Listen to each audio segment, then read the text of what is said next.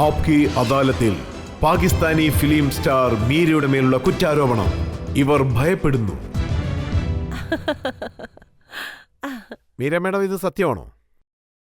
ലാഹോർ സിനിമകളിൽ, പാകിസ്ഥാനി സിനിമകളിൽ താങ്കൾക്ക് വളരെയധികം കോമ്പറ്റീഷൻ ഉള്ളതുകൊണ്ട് പേടിച്ചു പോയാണ് മുംബൈ ഇൻഡസ്ട്രിയിലേക്ക് വന്നതെന്ന്.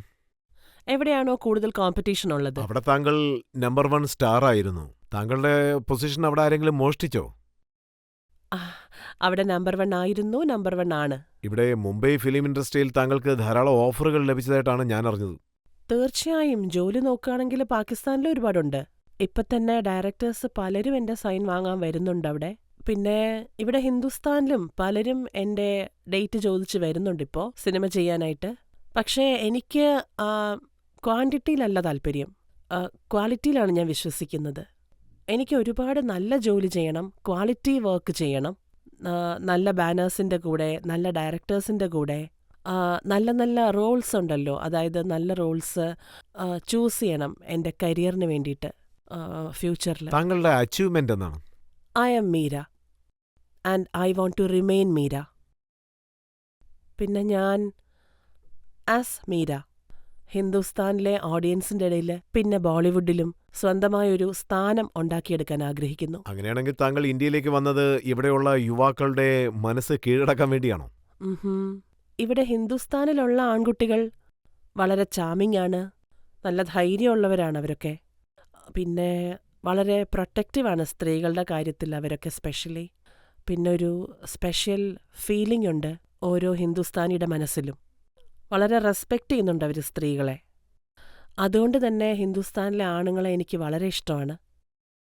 സോ ഐ തിങ്ക് ലോകത്തെവിടെയും ഒരു ഹിന്ദുസ്ഥാനി ആണിൻ്റെ സംസ്കാരം വളരെ ഉയർന്നതാണ്.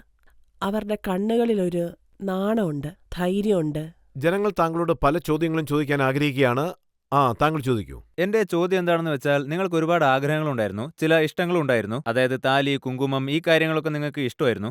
അതേപോലെ തന്നെ ഇന്ത്യക്ക് സൗഹൃദത്തിന്റെ സന്ദേശമാണ് നിങ്ങൾ നൽകുന്നത്. എനിക്കെന്താ തോന്നുന്നതെന്ന് വെച്ചാൽ, നിങ്ങൾ ഇന്ത്യയിൽ തന്നെ ഒരു കല്യാണം കഴിക്കുകയാണെങ്കിൽ ഇന്ത്യയുമായുള്ള സൗഹൃദം വർദ്ധിച്ചതുപോലെയും ഉണ്ടാവും, നിങ്ങളുടെ ആഗ്രഹം നിറവേറിയതുപോലെയും ഉണ്ടാവും.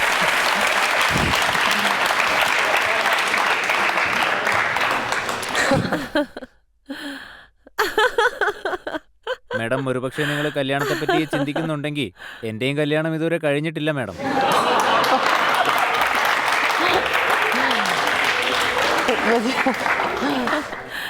നോക്കൂ, എനിക്ക് കല്യാണത്തിന്റെ കാര്യം പറയുമ്പോൾ ഭയങ്കര നാണം വരുന്നു. ഇപ്പോൾ ഇന്ത്യക്കും പാകിസ്ഥാനും നടുവിലുള്ള സമാധാന ചർച്ചകളിൽ, പീസ് പ്രോസസ്സിൽ താങ്കളുടെ റോൾ എന്താണെന്നാണ് കരുതുന്നത്? As an ambassador of Pakistan for peace, പീസിന് വേണ്ടിയുള്ള അംബാസഡർ ആവാൻ ആഗ്രഹിക്കുന്നുണ്ട് രണ്ട് രാജ്യങ്ങളും തമ്മിൽ. സമാധാനം, ഇഷ്ടം, സ്നേഹം എപ്പോഴും. അതായത് നമ്മൾ എത്ര നാള് എന്ന് വരെ ഇങ്ങനെ നമ്മൾ വഴക്കും പ്രശ്നങ്ങളും ഉണ്ടാക്കിക്കൊണ്ട് ജീവിക്കാൻ പറ്റും? അങ്ങോട്ടും ഇങ്ങോട്ടും അബ്യൂസ് ചെയ്തുകൊണ്ട്. അല്ലാതെ എപ്പോഴും ഇങ്ങനെ ബോംബൊക്കെ ഉണ്ടാക്കിക്കൊണ്ടിരുന്നാൽ മതിയോ നമ്മൾ തമ്മിൽ? എന്തെങ്കിലും ആവട്ടെ എന്ന് അങ്ങനെ വിചാരിക്കാൻ സ്നേഹമല്ലേ അടിസ്ഥാനം? രണ്ട് രാജ്യങ്ങളും തമ്മിലുള്ള സൗഹൃദത്തിന് വേണ്ടി നോക്കണം. ആരൊക്കെ തന്നെയാണോ ഈ ഒരു മിഷന് വേണ്ടി പ്രവർത്തിക്കുന്നവര്, അതായത് ഹിന്ദുസ്ഥാനും പാകിസ്ഥാനും തമ്മിലുള്ള ഫ്രണ്ട്ഷിപ്പിന് വേണ്ടി വർക്ക് ചെയ്യുന്നവര്, ഞാൻ എന്നും അങ്ങനെയുള്ള ആൾക്കാരുടെ കൂടെയാണ് എപ്പോഴും. അവർക്കെപ്പോഴാണോ എൻ്റെ ആവശ്യമുള്ളത് അവർക്കപ്പോൾ എന്നെ വിളിക്കാം. ഞാൻ ഈ പ്രോസസ്സിൽ എപ്പോഴും അവരുടെ കൂടെയായിരിക്കും, എന്നും അവരുടെ കൂടെ. അതായത് രണ്ട് രാജ്യങ്ങൾക്ക് നടുവിലുള്ള ഈ പ്രശ്നം 57 വർഷം പഴയതാണ്, 57 years old. ഇതെങ്ങനെ താങ്കൾക്ക് തീർത്തു വെക്കാൻ സാധിക്കും?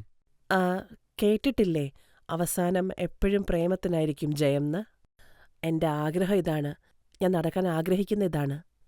അതായത് സ്നേഹം കൊണ്ട് എല്ലാവരുടെയും മനസ്സ് കീഴടക്കണമെന്ന്, വഴക്കുകൾ കൊണ്ടല്ല.